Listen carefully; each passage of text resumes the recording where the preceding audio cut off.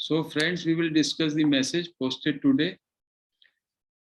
एक कोट है रमन महर्षि का, The pure mind is itself Brahman. It therefore follows that Brahman is not other than the mind of the sage. कहते हैं जब आपका माइंड प्योर हो जाता है, कहीं पे महर्षि कहते हैं मनोनाश की बात, मन का नाश हो जाए, तो मन का नाश और purity of mind is one and the same thing. Buddha का जो एम्प्टीनेस ऑफ माइंड है, एम्प्टी माइंड, वॉइड, और जो महर्षि रमन का है मनोनाश, उसका मतलब ये उसका तमस रजस सब चला जाए और mind becomes pure. Mind pure becomes a clear like a mirror. Then it is Brahman only. Why? Because it will reflect the Brahman only. The pure mind will reflect the Brahman in its purity. So ये एक ब्रह्मन ही हो जाता है pure mind. उसमें ना कुछ तमस रहता है, ना रजस रहता है, शुद्ध सत, सटलेस्ट पॉसिबल. तो यहाँ कह रहे हैं तो जो सेज का मन है वो ब्रह्मन हो जाता है, माइंड ऑफ द सेज. लेकिन हम सांसारिक लोग हैं तो हमारे मन में तो कितना तमस है, कितना रजस है, टर्बुलेंस है, एक्टिविटी करने की चाह है, वासनाएं. तो हमारा मन जो है उस मन को मनोनाश करने के लिए, सेल्फ इंक्वायरी से डिस आइडेंटिफिकेशन के लिए रमन महर्षि बोलते हैं. दूसरा मैसेज था, दैट मैसेज वाज रिगार्डिंग शिक्षित और अशिक्षित लोगों में क्या फर्क है. ये जो उनका उपदेश सारम है उसके 2-3 वर्ष हैं जिसमें वो महर्षि समझा रहे हैं कि जो कम समझ वाले लोग हैं, जिनमें ज्यादा विद्वता और पांडित्य नहीं है, उनका संसार क्या होता है, उनका परिवार क्या होता है, उनकी पत्नी, बच्चे और कुछ और अन्य परिजन, भाई बहन, माता पिता, यही उनके माइंड में चलता है कॉमन आदमी के. एक गांव का किसान है, वो खेती करता है, हल चलाता है, और उसके मन में रहता है अपना पत्नी का, अपने बच्चों का, अपने माता पिता का भरण पोषण करना है. बस उसका यही काम है, मेहनत की, आजीविका कमाना, बस. दिस इज, इतना ही उसका लिमिटेड माइंड रहता है.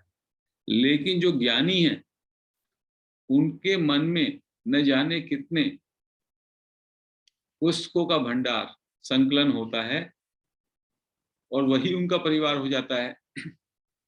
किसी विद्वान पे जाएंगे आप, पंडित पे जाएंगे, वो कहेगा आपने विवेक चूड़ामणि पढ़ी, आपने आत्मबोध पढ़ी, आपने कठोपनिषद पढ़ा, गीता का ये श्लोक देखा. तो उनका पूरे मन में, मस्तिष्क में जो कुछ उन्होंने पढ़ा है उसका संकलन ही उनका एक परिवार हो जाता है. वो उनके मन को जकड़ लेता है और ये योग में बाधा पहुंचाता है.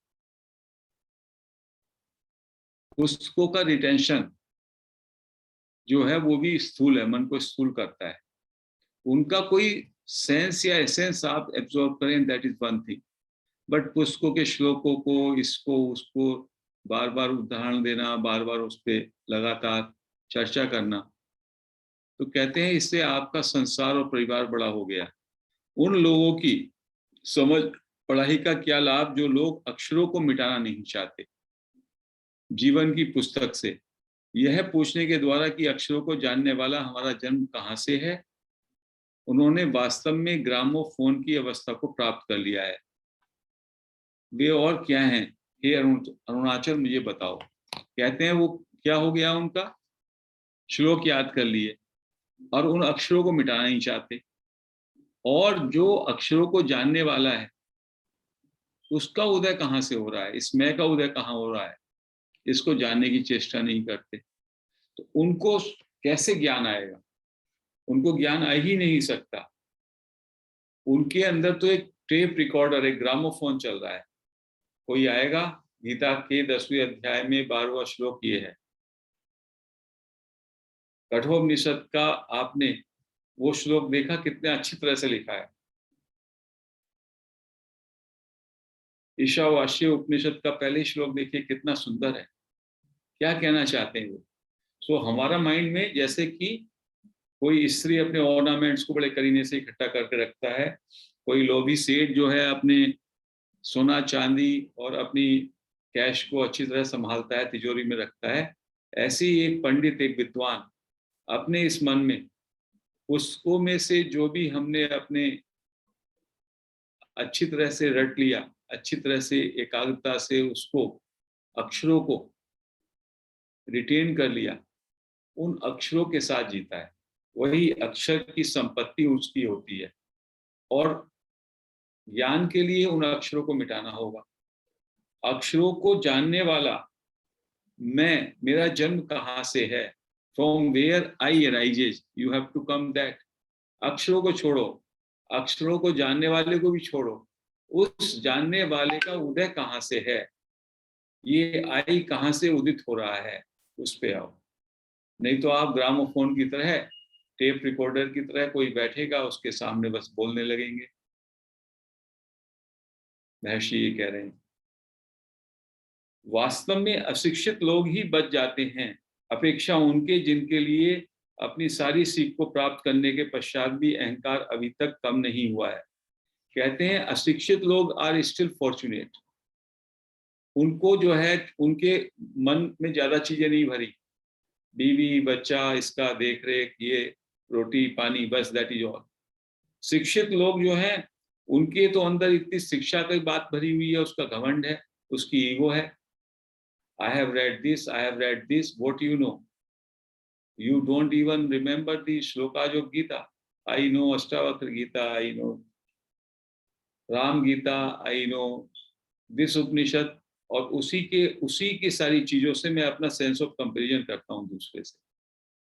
उन अक्षरों को ही मैंने पकड़ के रखा है, तो उनका तो अहंकार कम नहीं होगा, उससे अहंकार बढ़ेगा। यदि मैं अपना मापदंड ये लगा लूं कि मैं कितना जानता हूं और दूसरे पार्टिसिपेंट वो तो कुछ जानते ही नहीं, उनको तो 2 श्लोक भी याद नहीं है, मुझको इतना श्लोक याद है, तो मैं उस पैमाने से अपने अहंकार का निर्माण कर रहा हूं। जबकि उन अक्षरों की, उन श्लोक की, उन सब का अल्टीमेटली कोई महत्व नहीं है। महत्व इतना है यदि उसका सार हमने आत्मग्रह कर लिया, एब्जॉर्ब कर लिया, बस दैट इज ऑल। फिर अक्षरों को जो है, अक्षरों का समापन होना चाहिए। और जो उन अक्षरों को जानने वाला है मैं, उसके भी मूल में जाना है, ताकि वो मैं भी समाप्त हो जाए, विलीन हो जाए। और जहां वो मैं विलीन होगा, दैट इज द सेल्फ। क्योंकि अशिक्षित व्यक्ति आत्म मोह के शैतान की न छूटने वाली पकड़ से बच जाते हैं। जो ये होता है, ईगो होता है और सेल्फ अटैचमेंट होता है, इसकी पकड़ शिक्षित लोगों पे बहुत ज्यादा होती है। उनको अपनी जो अहम भाव है उसका गौरव और गर्व होता है, अशिक्षित को नहीं होता ज्यादा। वे असंख्य चक्करदार विचारों और शब्दों की बीमारी से बचाए जाते हैं। कितने शब्द होते हैं, कितने अक्षर होते हैं, कितने विचार होते हैं, कि कोई व्यक्ति अपने को विचारक मानता है, कोई व्यक्ति अपने को पंडित मानता है, कोई अपने को ज्ञानी मानता है, कोई अपने को अच्छा स्पीकर मानता है, कोई टीचर मानता है, कोई ब्रह्म ऋषि मानता है, कोई ब्रह्मवेता मानता है। ये सारे का सारा जो है, इसकी छाप हो जाती है। ये सारी हमने हायरार्की बना दी, और हायरार्की जो है वो ईगो को पुष्ट करती है, अहंकार को पुष्ट करती है। हमारे इसी पार्टिसिपेंट्स में यदि कोई सभा है, तो उसमें जो है, आपने देखा होगा सभा की मंडली में, सब में गुरु, सब में ऊपर, उनके शिष्य उसके नीचे, और उसके नीचे, और उसके नीचे, इस तरह से ये हमने हायरार्की का निर्माण कर देते हैं। क्या ये हायरार्की का, यदि वो हायरार्की फंक्शनल कन्वीनियंस के लिए बनाई गई तो ठीक है, जो जिसको सुनना है उसका स्थान ऊपर इसलिए होता है वो सबको देख सके और सब उसको देख सके। लेकिन यदि वो व्यक्ति ये सोच रहा है कि मैं ऊंचा हूं और दूसरे नीचे हैं, तो केवल उसका अहम ही पुष्ट हो रहा है उससे। और कौन किसको सुना रहा है? When the self is one, तो द्वैत तो रहता ही नहीं है। तो महर्षि इस बात को कह रहे हैं, वे धन के पीछे भागने के कष्ट से बच जाते हैं, और वो धन के पीछे भी नहीं भागते, ऐसे लोग जो अशिक्षित हैं। ना तो उनके अंदर वो विचारों का और शब्दों की उतनी पकड़ होती है, और ना उन्हें कमाई करने की उतनी लालसा या वासना होती है। जान ले कि यह वास्तव में एक से नहीं है, बल्कि अनेक बीमारियों से बचाए गए हैं। तो ऐसा अशिक्षित आदमी वो अनेक बीमारियों से बच जाता है, और एक शिक्षित व्यक्ति जिसने तमाम पुस्तकों का, तमाम चीजों के अक्षरों को अपने अंदर समाहित कर रखा है, उस अहंकार से पुष्ट होकर आत्मबोध से और दूर चला जाता है, महर्षि कह रहे हैं। So if you compare an ordinary person, a man who only considers for his limited family of spouse, children, parents, etc. वही उसका संसार है।